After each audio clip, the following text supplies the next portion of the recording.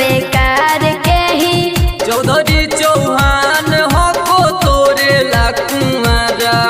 अरे बड़ी पीछा कल कई हमरा पंडित बेचारा। दुल्हन बन के जइबै चंदर बंसी जी के घरा। दुल्हन बन के जइबै चंदर बंसी जी के घरा।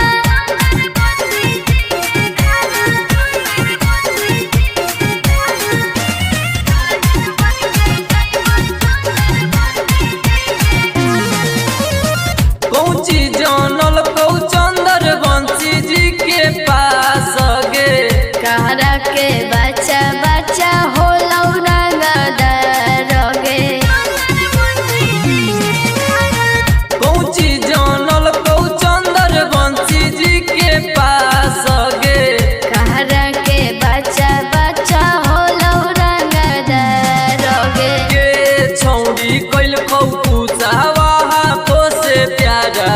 आगे छौड़ी बंजो तुम हो करे यारा। अरे बड़ी पीछा कल कई हमरा पंडित बेचारा। दुल्हन बन के जइबै चंदर बंसी जी के घरा।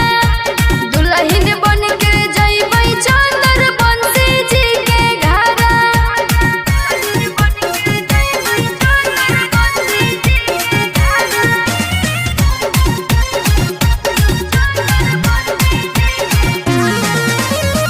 तोरे कहरनमा हो तो जा पारी कांड गे।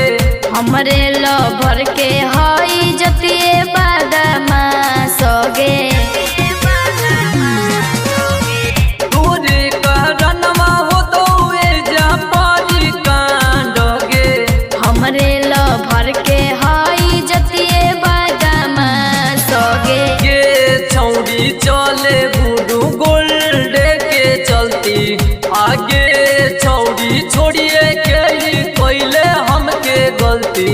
अरे बड़ी पीछा कल कई हमरा पंडित बेचारा। दुल्हन